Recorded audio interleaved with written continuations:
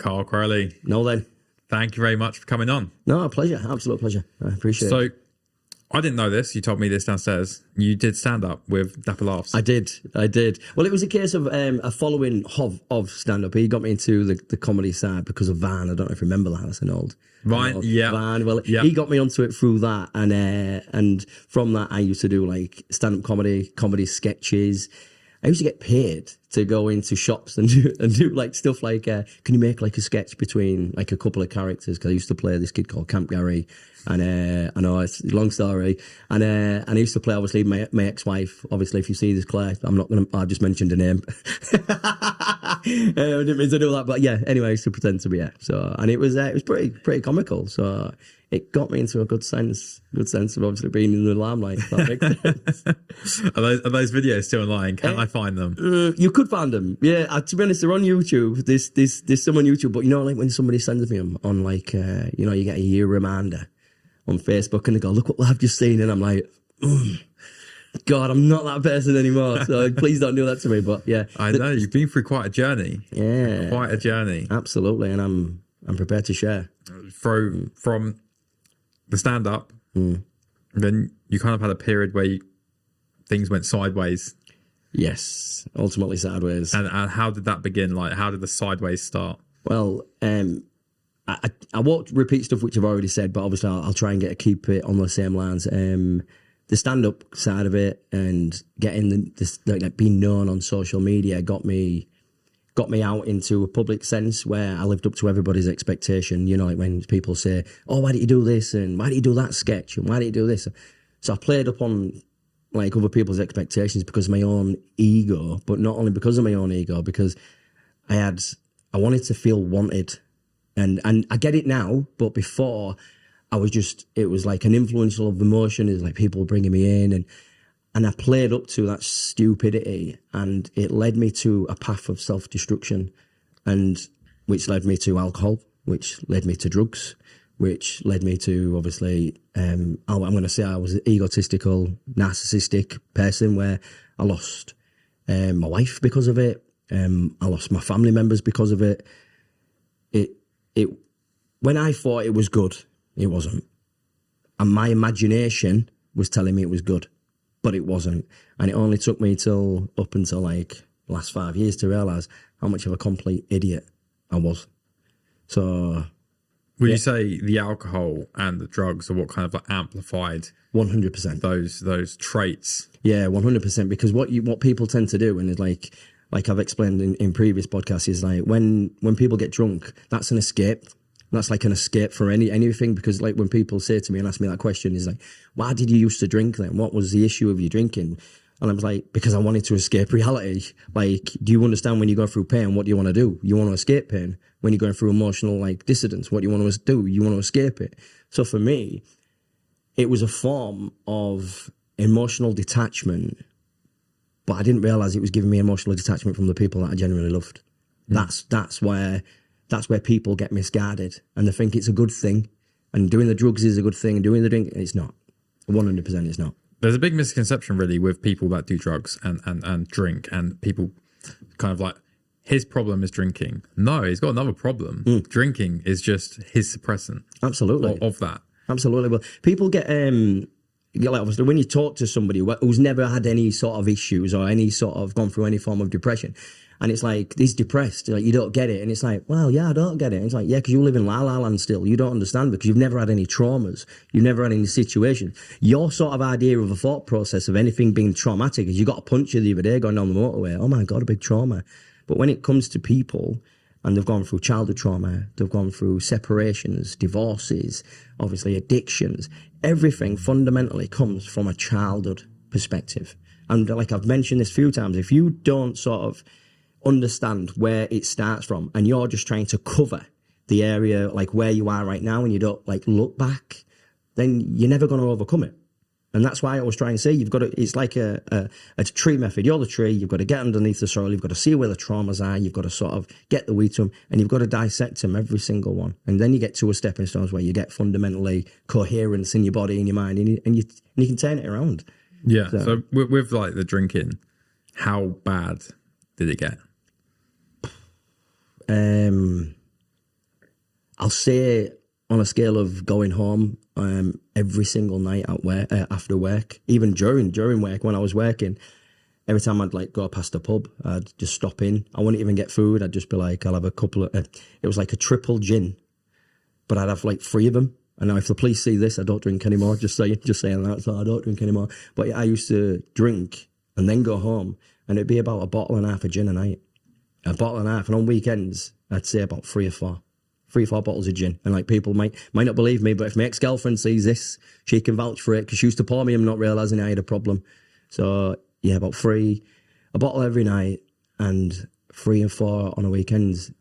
But it was what I needed at the time, if that makes any sense. Yeah. Because when you live with chaos, okay, you can't be checking. When you live with chaos in your mind, the only way of escape is drinking, and it wasn't a nice. It's not a nice feeling to revisit, if I'm going to be honest, because that's the person I'm scared of. Like, yeah. Now, like if I had to choose between going to be that person and not being here, I wouldn't be here. I choose not to be here. 100%. Yeah, I had my own struggles with alcohol, and sometimes drinking to that extent stopped me from doing something stupid, because you get to the point where you've blacked out. Yeah. And you can't do anything. And you're like, right, I don't need to worry about that for the next 24 hours or so. And again, like going back to that, it is suppression. Yeah. But I didn't get too involved with sort of hard drugs. Yes, I did a lot of psychedelics in my time, but alcohol was a big one for me after I came out of kind of an abusive relationship.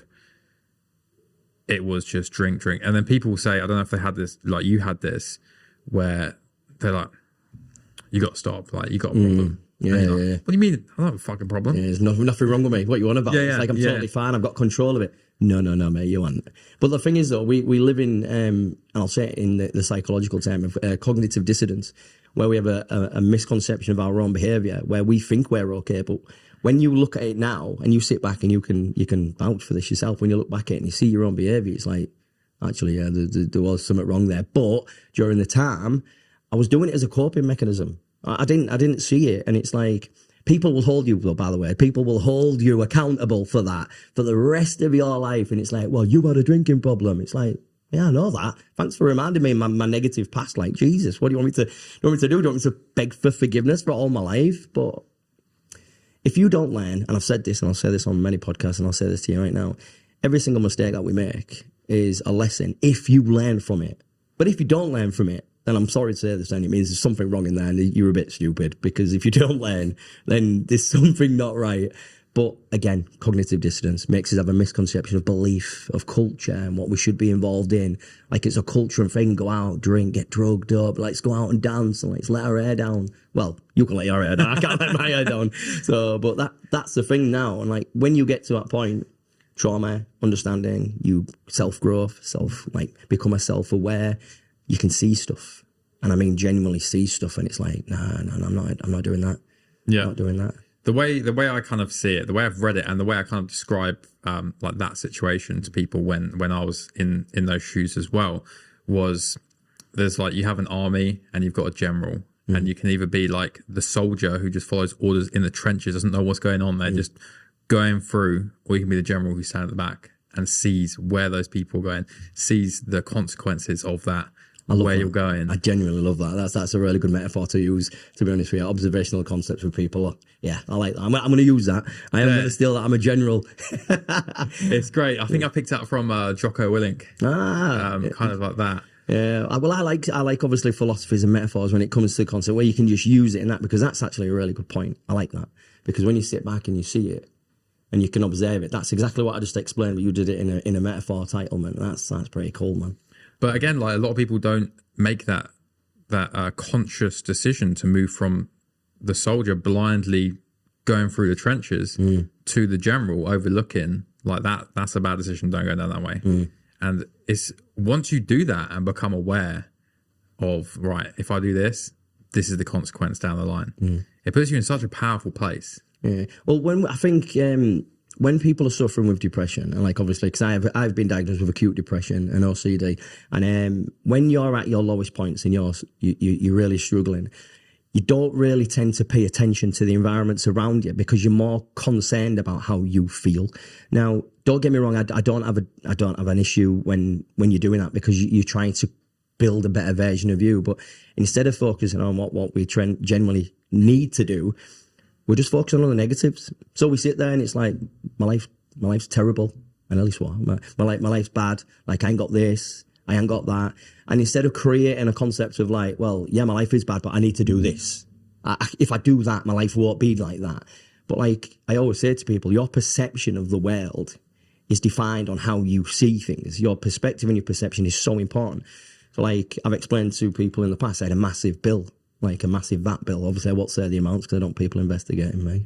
So, but when it came about, and I was like, no, it'll be fine. I'll sort it. And like I had that fundamental positivity. But what if I was depressed and that bill was thrown on my lap, which you know the figures, but if I was at that lowest point, I probably would be on the edge of a bridge.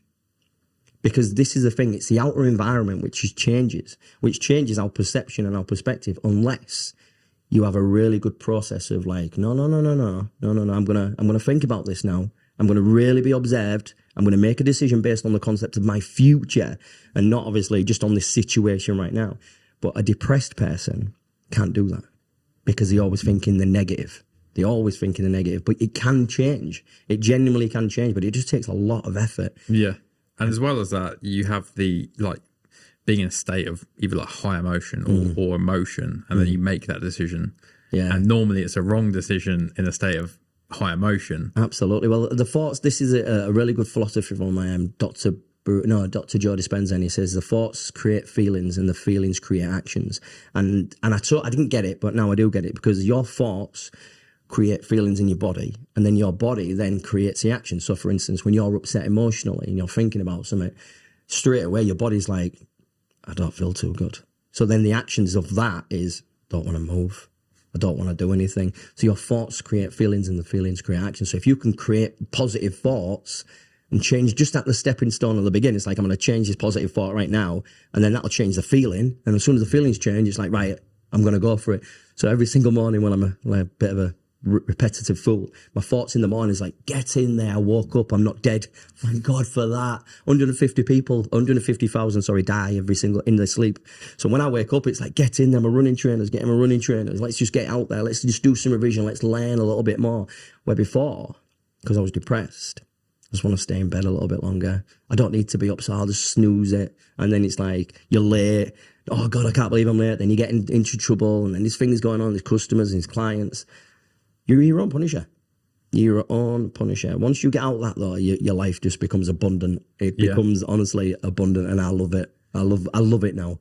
It's great because you set yourself up. Like, a lot of people don't realize the way you the first hour, I'm going to say, how you start your day is gonna, no matter what happens in the day, if you start your day right, like no matter what life throws at you, you're good. Absolutely. But if you start your day wrong, like you're in for a long ride today. Well, you know what? That's the thing is, I love talking about my routine in the mornings, because what you just said, 100%. Like, I wake up in the morning, I put my David Goggins on, if you know who David Goggins is, straight away. I've met him. He signed my leg. I got it out. I saw it. Yeah. We share a hero. Honestly, I love David. I was like, get in there. He's such a legend. So, but I listen to him. My alarm clock is him getting up in the morning, and it's this video of his cookie jar. So it's like, pull that memory out the cookie jar, and you've got to put it so straight away into my running shoes, downstairs. I'm running. Oh, sorry, I go running, do 6 miles, ice bath.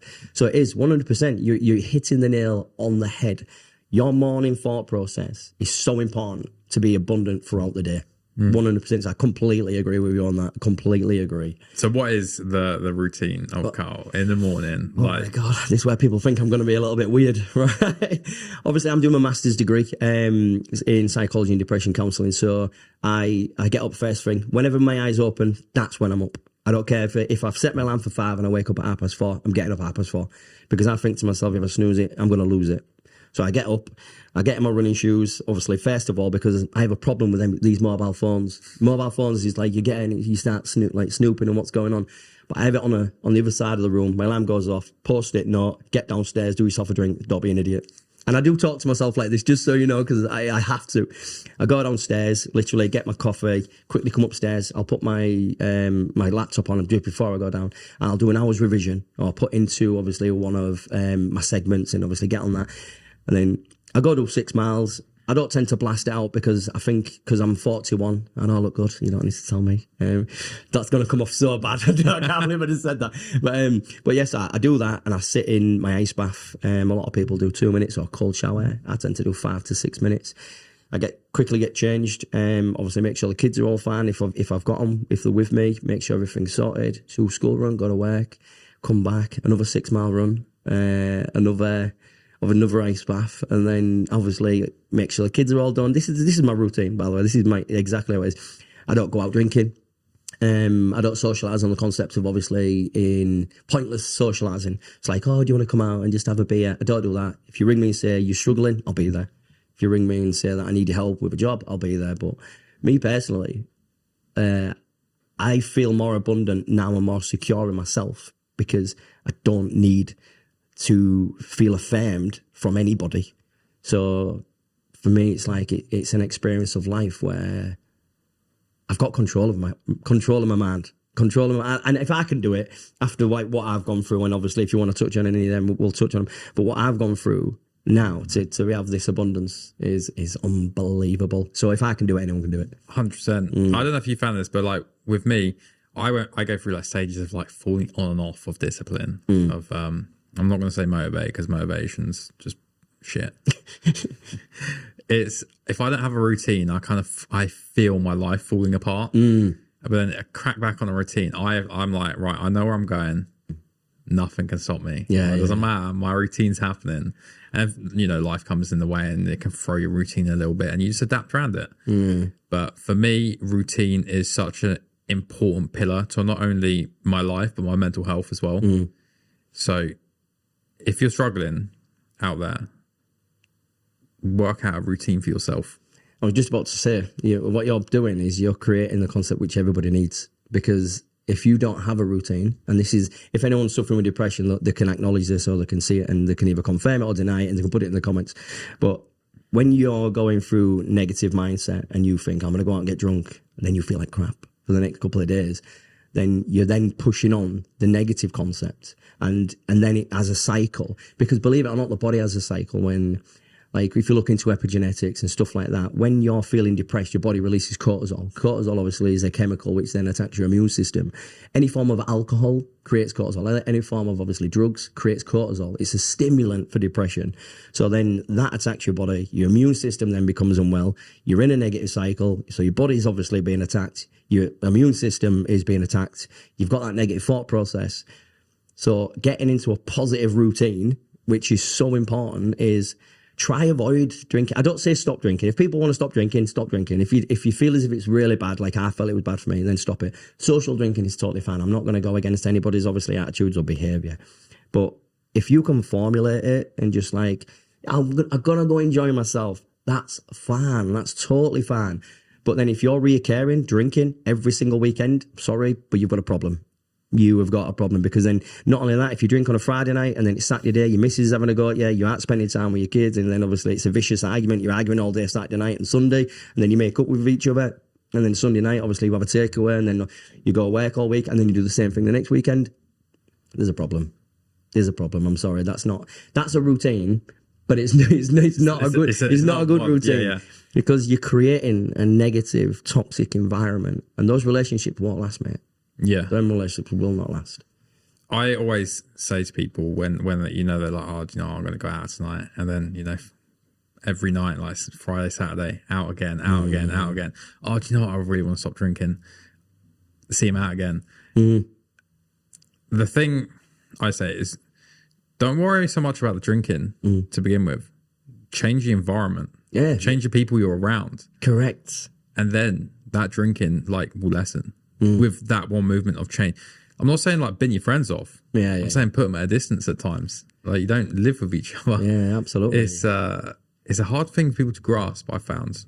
Well, what you've just hit on that subject, which I really do like, again, is if somebody was to come up to me and say, like, I'm having really bad problems and I'm struggling, and be like, well, who are your friends first? Let's have a look at your friends. Like, I'm just like, oh, what do you mean? No, they're all right. They're all decent. No. I didn't ask if they was decent. I want to know what they're like. I want you to just tell me, like, what's your routine with them? It's like, oh, well, we go out, we do this. Is there drugs involved? Is there drugs? And it's like, well, sometimes there is. Right, they're not good for you. Like, you need to pull away. But in respect to them, just explain to them, your life's feeling bad. You're going through emotions, which obviously you wasn't going through before. You feel as if you're coming to a point, it could be midlife crisis, your depression's at its pinnacle point where you're feeling you're losing yourself. Now you need to come back a little bit and you need to reassess what's going on. And like sitting back and going, like, listen, he's a good friend, you've known him for years, but what is it that you get from him? And what is it that he gets from you? So let's think about it. He's not, for instance, he's not in a relationship. You're in a relationship. He pulls you away from your relationship and you're going out drinking with him. So your missus is having a go at you because obviously you're going out drinking with somebody that's single. And also obviously you're going out and you're going on a weekend bender. So is that beneficial to your relationship? Yeah, but he's a mate. It's not an excuse. It's not a reason. It's not good enough. Because imagine if you've got kids with your missus and you're going out and you're getting wrecked and stuff like that. And even though I know you want to be loyal, but is he being loyal to you? Does he respect your missus? Is he like being selfish and going, mate, come out, and guilt tripping you? It's like, oh, mate, what you been like for? Don't listen to your missus. It's like, come on. Like, this is where we have to sort of like go, listen, I've been messing up. I know your life's been bad. I'm going to help you with yours. We need to create some new things, like different environments. You can have the same mates. I'm never going to say like you can just cut them off completely. But you want to try influencing them to change. And if they don't want to change, then you find new mates. Mm-hmm. Because if somebody's don't want to change, it's like, listen, our lives are pretty abysmal. We're doing the same things. I'm constantly arguing with my missus. Why can't we do something different? Why don't you come round and we'll all have a takeaway and we'll all get together, create better bonding, friendship or something. And then we'll try and like do things, go further weekends and stuff. It's like, nah, I just want to stick to my negative routine. I'm sorry, mate, I have to pull away. Yeah. And that's the best way. And what you've just said is that's an example of most people in today's society, especially if you're in a relationship, because that happens so much. That's one of the It's tough. Oh, yeah. It is tough as well, especially if they're lifelong friends, or even worse, family. Oh my word, you're not wrong. You're not right. Family, I love, Mike. Just so you know, I love you. I love you all. But some of them can be so negative because this is the truth. That most family members treat us like we're idiots, treat us like we're stupid. And one of the worst things is for me, because I'm doing, like, say, psychology, I see narcissistic tendencies. But when it comes to family, it's not a case of, it's not narcissistic personality disorder or narcissistic, it's just tendencies where because they know you and the blood related, they feel they have an obligated opinion to dictate how you live your life. So, and it's like, oh, you're doing this, oh, you're doing that, you shouldn't, and it's like, oh my God. And they're the worst ones. Because instead of them going, listen, like, you're doing something good and promote the goodness you're doing and sort of reiterate what you're doing, they pull you apart. But on a personal level, like for me, it was like, I won't repeat what like things were said to, I will repeat. They used to call me adopted. I had a different, honestly, obviously, because I've got a different dad to my brothers. They used to call me adopted all the time. It's like, oh, you're adopted anyway. You don't know, because I didn't know who my dad was. You don't know who your dad is. And I look different to my brothers. So for me, that was a joke to them. But it wasn't a joke for me. Like, it broke my heart. It's like they was telling me like I was adopted in a family and I didn't feel good. And then obviously I got taken away from my family. I'm like, that's not nice. And now I can smile about it. I can laugh about it. So if anyone goes, oh, it's false, he's not got no true emotions.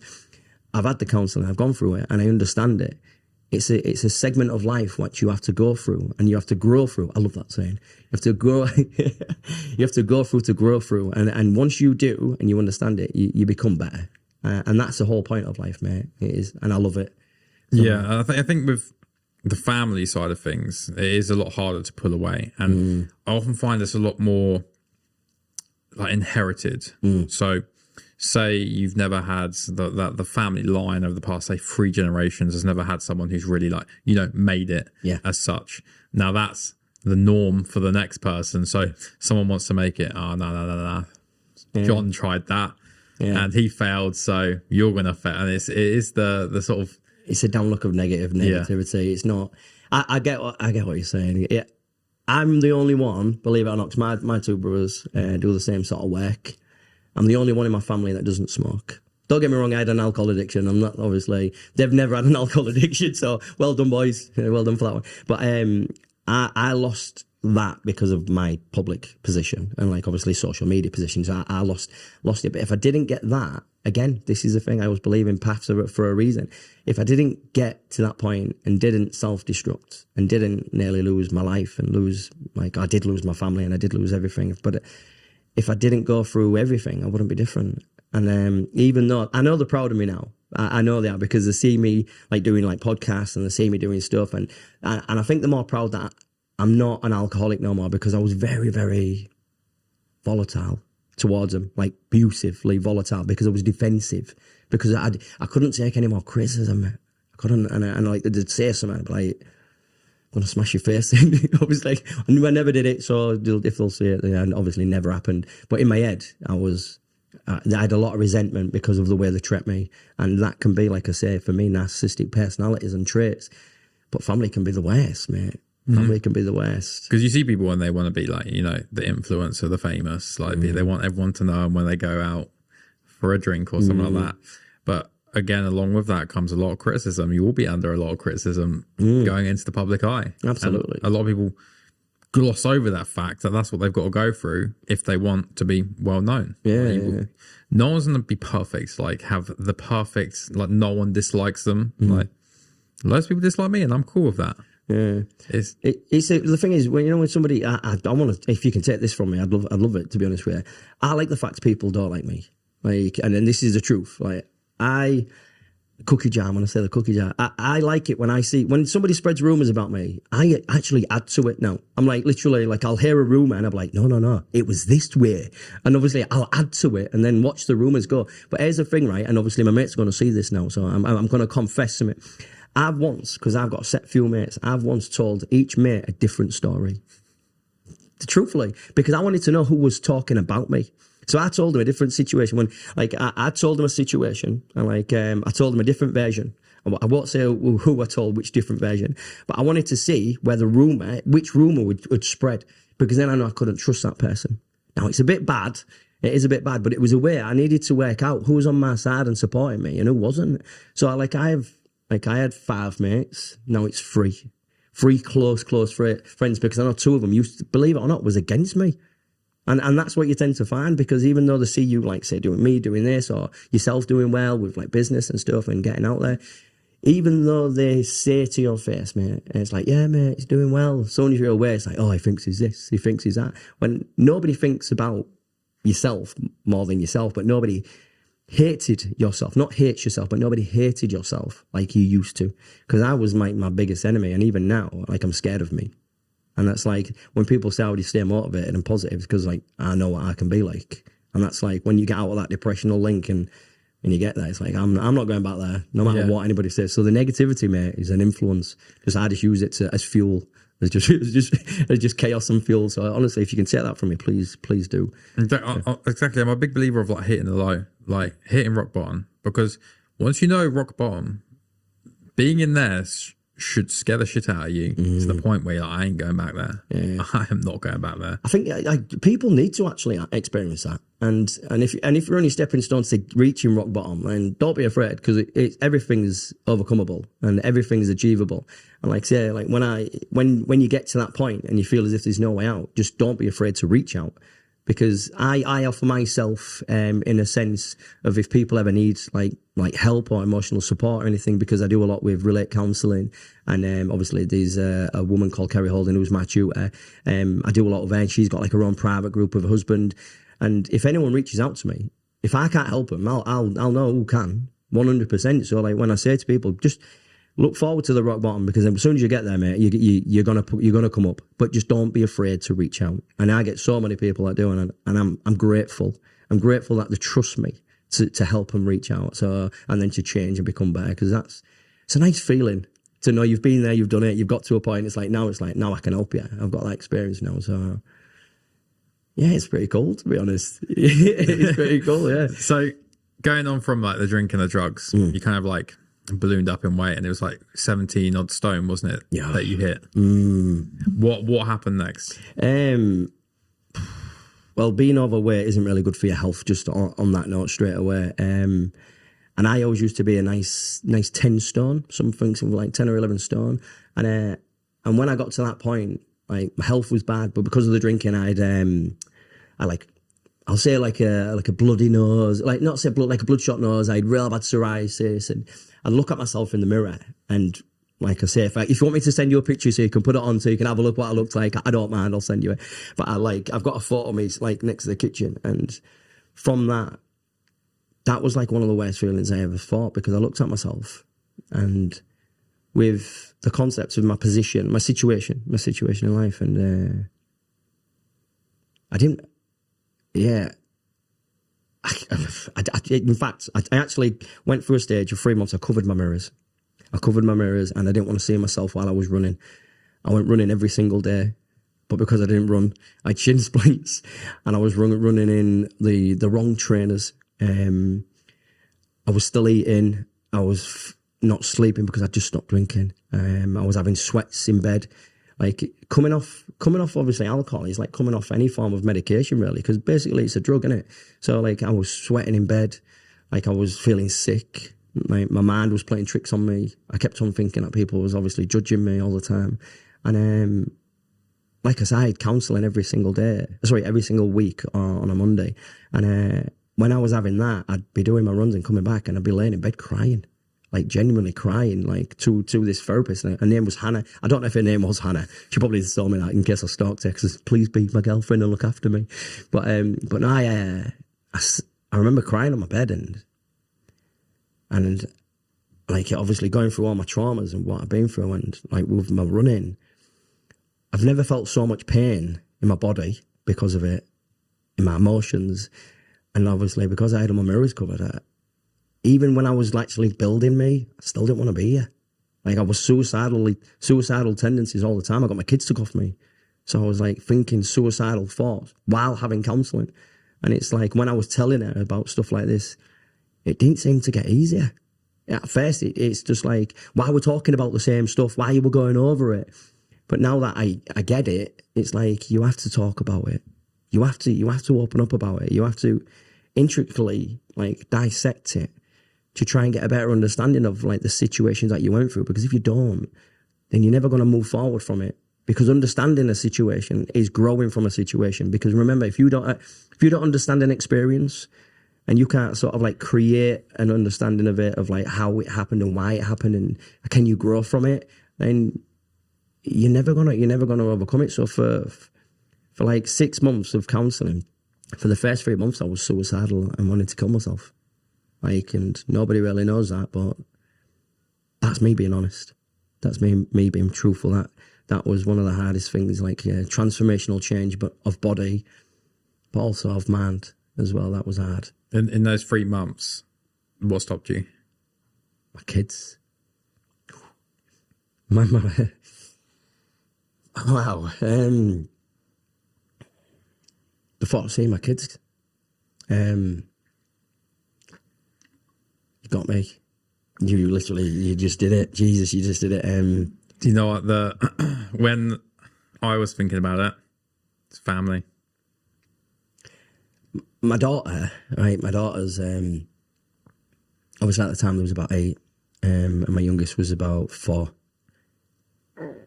And obviously I live like, and let me just point out, I want to correct this because I've said this before on a different podcast. I used to say to myself, but I used to say, if it wasn't for my kids, I wouldn't be here. But I feel that's a very selfish thing to put pressure onto my kids. So now I say, like, I'm here to make sure that they don't suffer. So for me, I was in a confusional state of obviously using that excuse, the first one. And I was sat there thinking, like, what if because I was thinking about it, and I thought, if I did take my own life, then basically I'm going to do what's been done to me, because I didn't have a dad. So if I was to take myself out their lives, a few things which would happen would be, obviously they'd live without a dad, but then in the back of their mind, growing up, would they blame themselves? And I couldn't live with myself. Like, if I committed to end myself, I couldn't live with myself knowing I'd put that much pain on somebody who I genuinely do love. And that's what stopped me, mate. That's what genuinely stopped me, because I couldn't do that to them. Yeah, again, is that thing of leaving behind the shit that you're not there to see or deal with, that you don't see. But you know, my parents would have had to dealt with that for the rest of their life. My brother and sister would have had to have dealt with that for the rest of their life. Well, for me, It's over. yeah, That's I know. But listen. I know what it's like to have them thoughts in my head, and when people say to me, "I don't understand," I can confirm that I don't understand individual situations, but I can understand the thought of not wanting to be here. So when people do approach me and ask me about it, and like I say, what you've just done there, and you've caught me off guard, it hurts still now, because I was so. And at that moment, a lot of people go, "It's you're weak-minded," and I wasn't. It takes a strong man to want to literally do it. It's like when you get to that point, you don't genuinely think about anybody because you want your pain to be over. But I was conscious enough and not alcohol intoxicated or drug intoxicated to realise that like the pain isn't fair. It's not fair to put it onto my children. but you say that, you know, it takes a strong man to go through with that, but it takes a stronger man to talk about the shit he almost did. And a lot of people on social media, they're like, you know, it's very much like the macho kind of thing, like, oh, you know, men don't get mental health. They fucking do. We just don't talk about it. And the strongest ones, we talk about that shit, even though we know we're going to get stick for it. Absolutely. Because, you know, your message, my message, whoever's message, who's struggling and they've gone through that instead, could save just one person's life. The thing is, if anyone takes anything from what I'm doing, regardless of the information and knowledge I'm learning, is being afraid to talk because of what's going on in society right now, where men are stigmatized. If you're too emotional, you're pussy, you're weak. But obviously, if you suppress it and you act out in, I'll say, emotion, where you become emotionally disinged and you start swearing and you're reacting emotional, you're deemed as toxic. So when I say to like anybody, when it comes to society and the structure of men at the minute, we're penalised if we express ourselves. We're penalised if we don't express ourselves. But we get a mixture of the two where men just fundamentally don't want to open up anymore because the fear factor of being ridiculed and being persecuted and being told you're a narcissist, you're a toxic or anything like that, that's what's killing men most at the minute. And that's my honest opinion, because we're damned if we do and we're damned if we don't. You share your feelings, you get penalised. And it's not fair. That's why it's so confusing for young men at the moment. Like, older men, I wouldn't say are as bad in that, because they're so ingrained in their way. I don't really think they give too much of a shit. You know, after 35, your mindset's so in stone that obviously if you're old school, by past 35, you'll always be like, that's why when you talk to an older generation, you get upset. They just like look at you a bit bewildered. And it's like, well, I'm really struggling. It's like, well, I don't get it, because it's like you just said, it's ingrained in basically in the nature, in the mind, in the biology, and neurologically, they just don't see the difference. That's why when you see all this stuff on social media, like they just go, meh. But when it's like our generation and the generations like coming up, they have a different perspective of it, and it affects them more. Yeah. Because obviously there's so much critique, dangerous information on site, and so much bullying, especially cyberbullying, but people don't get it. People don't get it, but I get it. And that's why like I'm going to do my best to help. Again, with sort of a generational difference, like they didn't have social media back in those days. So, you know, if you got a problem with someone, it's someone that normally lives around where you are. It's not, you can go home and you're not getting bombarded by anything. You know, you're in your house or your safe place. I would like to imagine what, say if World War II happened and they had everything that we have in terms of like the social media and stuff, of the difference in people, how they would have come out. Yeah. Well, I think in the structure of society at the moment, like I've obviously, because I've got two kids, I'm very aware now of what's going on, and I'm very protective in a sense. But the problem we've got is if you're too protective, then they're not going to experience anything. And even though like it's in schools, obviously they talk about different stuff, and I don't know if we really want to touch on topic, but talk about like genders and stuff like that, and different concepts of like religious views and stuff like that. And I genuinely think like you need to talk about these things, but you need to talk about them in a way of understanding, not a way of brainwashing. Because what tends to happen, like I say, when we go on the concept of like different genders and stuff like that, and my religious beliefs and obviously other people's beliefs are totally different, but we have to be respectful to other people's like mindsets in a sense of like what people believe and what people don't believe. We need to be respectful, but again, they need to be respectful of what we believe. So the society at the minute, when it comes to obviously kids and stuff, I feel sorry for them. I feel sorry for them because we couldn't be like, wow, I'm a very structured, I'm very stoic. I'm a masculine man, obviously. Like I'm very feminine when it comes to my kids because I've got 2 girls. And I get my nails painted with them. Like I'll put a wig on if they want me to wear a wig. I don't mind doing all that. But when it comes down to obviously understanding, I explain it to them in a way which is cultural and correct. Like in my house, I want them to understand they can speak about anything. We can have a topic of conversation. But when they start going into like a misguided delusion about it, then that's when I'm sorry, that stops. That stops because I'm still old fashioned. And I love the concept of different situations and obviously going through it and talking about it. But there's no way if it goes against my morality, am I going to let that go? My morality is me. That's me as a person. So if the government or anything is going to try and change the concept of my morality, it's not going to happen. And that is a fact. It's a big thing with the education system as well as social media. Is I'm going to go into the example of religion, and you know, someone could have a different religion to you, or someone could have a different religion to this other person. Like I'm on the mindset like no one's actually wrong. Like if that's your belief, that's fine. That's your belief, that's fine. This is my belief, that's fine. Like no one's wrong here. No, I agree with that. It's almost treated like a kind of like a race where it's like you are completely different from me. No, we just have slightly different beliefs. Yeah, exactly, 100%. Somebody asked me the other day because there was like, "Oh, you're religious," and they literally said this to me, and I was like, "Well, do you want me to give you an example of what I was talking, like what I was trying to explain?" It was like, "Yeah." I went, "Well, I've read the Kabbalion, I've read the Quran, I've read the Book of Exodus, the King James, and the Geneva Bible. Do you know what I got from all of them? Is that we're all the same inside and out. Like you can have a religion, that's fine, but we've all got one creator at the end of the day. And if we can understand that we're all humans, we have to live together. We have to work together. We have to be respectful together. As long as we're respectful for each individual opinions and beliefs, like you just said, then what's the problem? Do you know who creates the problems?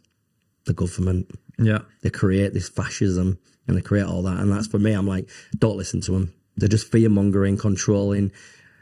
I hope actually that might get me in trouble. All right, government, I love you, just so you know. Nah, it's all good. It's all good. But again, like they want that divide. Absolutely. You know, it's happened for thousands of years. Like the war against different religions, like fighting each other. And you would have thought we would have learned, you know, from that long of a span. Yeah. But no, like we've got all this shit going on in the Middle East. Like, can't we just get along? Yeah, exactly. Do you know what the thing is? What I've noticed is destabilization of the population. Because I'm like doing psychology, I see what the government are doing. I'm gonna say this, and I hope people take note on this one. They've got the concept of obviously religious views. They've got the concept of obviously gender rules. They've got the people obviously protesting when it comes to obviously stop oil. They've got obviously on TV they're throwing all this stuff on like paint on like pictures and stuff. And then they've got the Russell brand thing. And then obviously there's other things going on like that submarine that disappeared. Everything is going on with the concept of obviously viruses and stuff. So it's a destabilization of society with the concept of fear-based tactics. So because if they can create pockets of negativity all the way around, while everybody's focusing on all that, powers up above just go, let's just slip that new law in. Let's just do that new law and put that in place. So when it comes down to it, it's like, wait a minute. When did this new law come in? It's like, while you was all arguing amongst each other, you're not paying attention because at the end of the day, we all bleed blood. We're all human beings. We just got to respect each other's like personal spaces as well as obviously beliefs. If we could just get on and realise that the powers above are the ones that destabilising society, then we'd be fine. we would be fine. But then, like I say, is that me going off topic there? So I do apologise. Oh, that's fine. It sort of like leads on to another sort of off tangent topic is when they were talking about the conscription thing, and I was just like, originally I made a video on it as well. I was just like, I don't think it's really going to work. And then I was like, hang on a minute. I don't even think they're going to do it. I reckon they're just seeing what the population is going to do to that. Yeah, I think it's the reaction. Move something else. But yeah, it was got everyone talking, a lot of people talking, including myself. Yeah, well, I did a video on my social media, and people probably recognise me from it, where I was talking about there was something in the paper regarding obviously getting British people to go to war and stuff like that. And I did a quick video where I said since the last 3-4 years, we've been locked in our houses, we've not been able to see our family members when we've been going to funerals. And now obviously there's been all this suppression. We've been obviously the crisis hike of money and finances where we're having to pay more money. But yeah, obviously they want us to then do them favours and go, if we go to war, would you sign up for it? And like I stated in that, like, no. Because what they've done is in society at the minute, like in the last 5 years, I believe, is they've crushed society, especially like the British nature of culture or anything. They've made us feel like we're not good enough. We're inadequate. We're not good. Like, we're not allowed to say it. We're not allowed to have a voice. We're not allowed to say anything. So because that's happened now, every single person I've spoke to, because of that viral video, is like, everybody agreed with me, is that they wouldn't fight for this country. Because where's it gone? Like we don't, like, the government's not here to help us. Like at this moment in time, what they're doing to us, it's suppression. Like, oh yeah, you're not allowed to do this. You can't go out. You can't voice your opinion. And then they're putting stuff like Russell Brandon, obviously on the internet, saying he's done all these sexual deeds and stuff like that. But then there's other aspects, what went on in Ukraine, and I'm like, it's just all smoke and screens.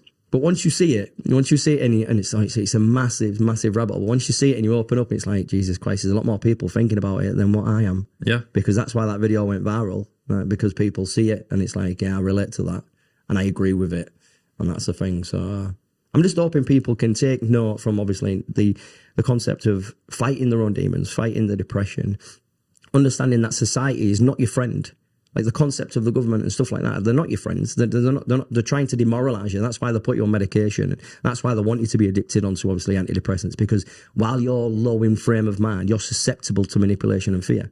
So for me, I'm like, I don't live in fear anymore. The only fear is me. Right? And like I've stated that.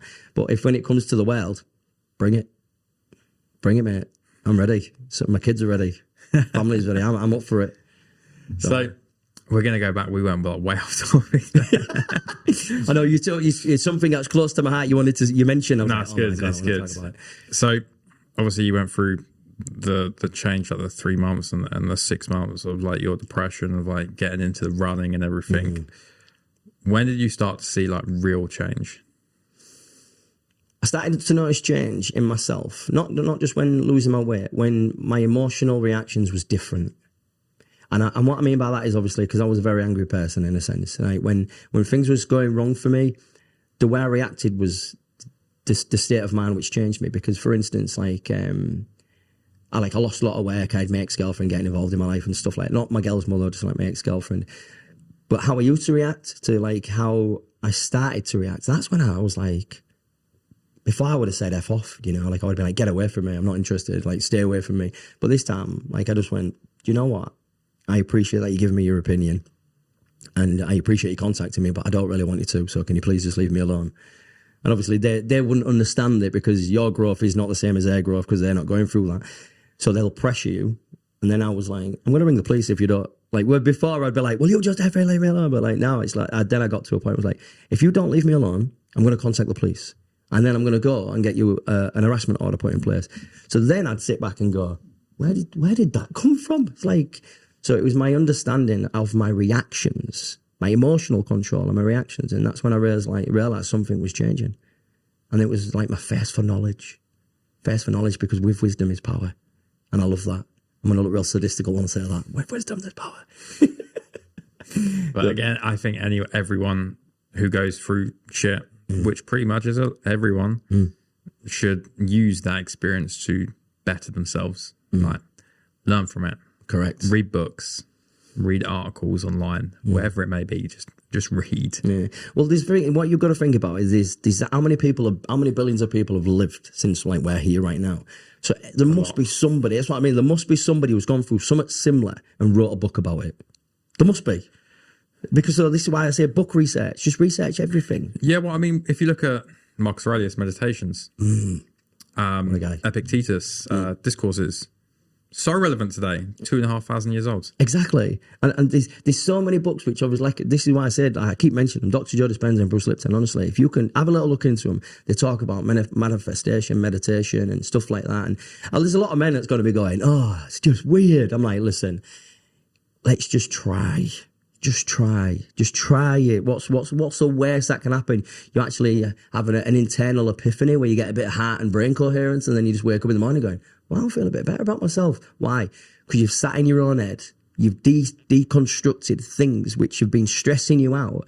You've found that like mindset of just like, oh, I can do this now. Like I'm pretty cool with this. Like I can solve it. And as soon as you have that coherence and then you have an understanding, then it must be working, mustn't it? Yeah. Must be working. And this is why I love it. I love thinking in my own head now. I was scared of it, but now I love it. But again, like everyone's different, but I think you may be the same as me. Through pain, I found that. Through like putting myself through the process of pain, whether that be going for a run, ice bath, lifting weights. I'm addicted to pain. I'm honestly, genuinely one. The thing is though, like I always say, pain is growth. And regardless of whether it be running pain and you wake up in the morning, you're aching, it's like, oh my God. And when I ache, I'm like, oh, that must have been a good run. Or when I get in the bath, when I get in my ice bath and I get out and I have like white Reynard fingers and I'm like, oh my God. And like, obviously it takes an hour. It's like pins and needles and they look really discoloured. In my head, I'm thinking, that means I've done it. You know, like I've had the chemical release I've wanted, because submerging yourself in cold water therapy, like I say, it stimulates production of noradrenaline, serotonin, melatonin, dopamine. And when you sit there neurologically and you get out, it just boosts through your body. And it's just like, oh my God, that's such a good feeling. So pain is growth. Yeah, I don't know if you may have this, but if I'm going through something and I'm in pain, like Goggins comes into my head and he's like, to grow, you must suffer. Yeah. To be honest with you, he does. The one thing I met the man and he blew my mind. He's such a character and he's so inspirational. But his book, and I have this like little ream, I like all these little snippets of it, and it's like you got to go for past the 40% move mark, and it's once you hit that wall, that's your 40%. You've got to keep pushing. And in my head, it's like, who's going to carry the boats? And I'm like, I don't know why. It's just. Like I say, I remember you saying you don't run with headphones on, do you? Or you don't do anything with headphones on. But for me, I have one headphone in and I'm listening. And it's just because I like to be aware. But I also like to have that little voice. I see it as little Goggins as a little voice, like a little angel in my head, just like, keep going, man.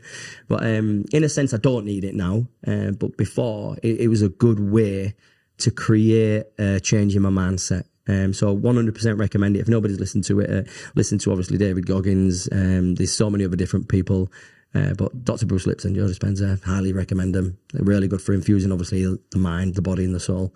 Because I read Can't Hurt Me, and that's what got me into running. Yeah, same. And then it was Never Finished, I think. I've got both on my phone right now.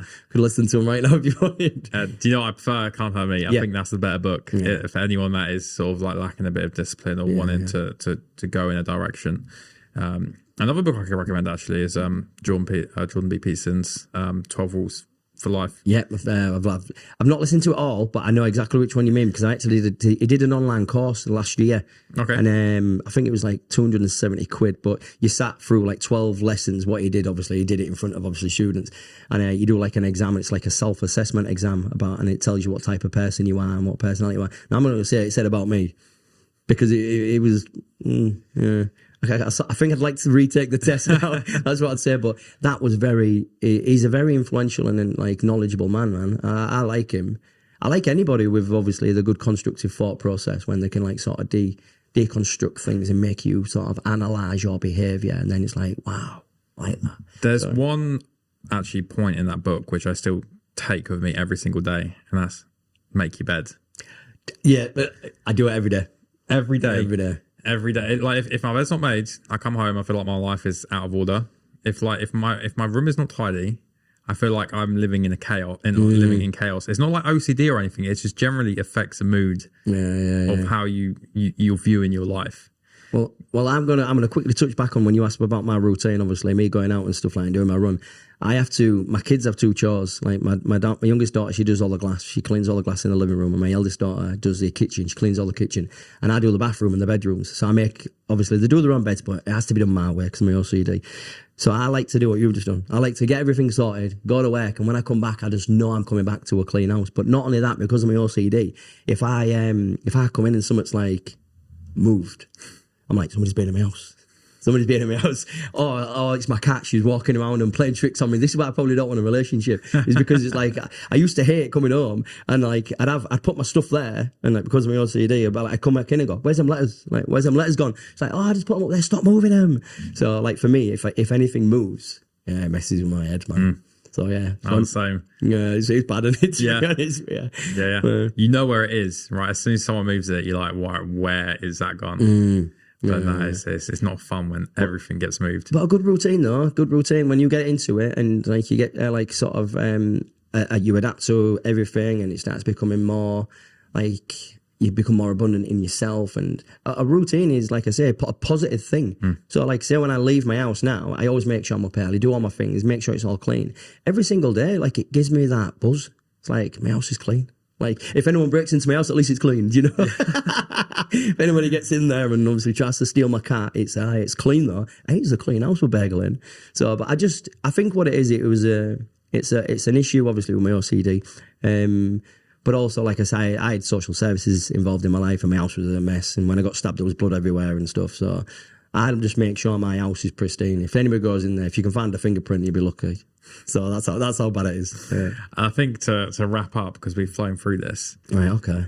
What would be the piece of advice you believe would stick with someone the most for overcoming depression? Right. Now, the construct of obviously depression, which we've already entered, is it's very diverse because sometimes you feel like you're alone. So for me, if I was going to say to anybody who is suffering with depression, is you got to realise and get it into your head, regardless, you're not alone. And there is genuinely people out there that will listen to you. But the problem that we've got is we lack in that slight bit of confidence because we don't feel as if anybody's there. Whether it's a family member, whether it's a stranger, whether it's just somebody in the street that could obviously, you could just go, "Listen, do you mind if I just speak to you for a few minutes?" Because there's people on the phone you can talk to, because a lot of men don't want to speak to people face to face. So these phone lines, you can ring them and they can give you the advice. So my best advice is don't ever give up on yourself, because the pain you leave on people around you, it's not worth it. What is worth it is the fight. Because the fight, even though it's tough, I always say to everybody, if it ain't worth having, it's not worth doing. And living is worth doing. So it's going to be hard. It's not going to be easy. But when you get to the point of where I feel I'm at, and a lot of my friends and a lot of people who I'm helping are at, then it makes life worth it. So that's my best bit of advice I can give. Carl, thank you very much. No, honestly, pleasure.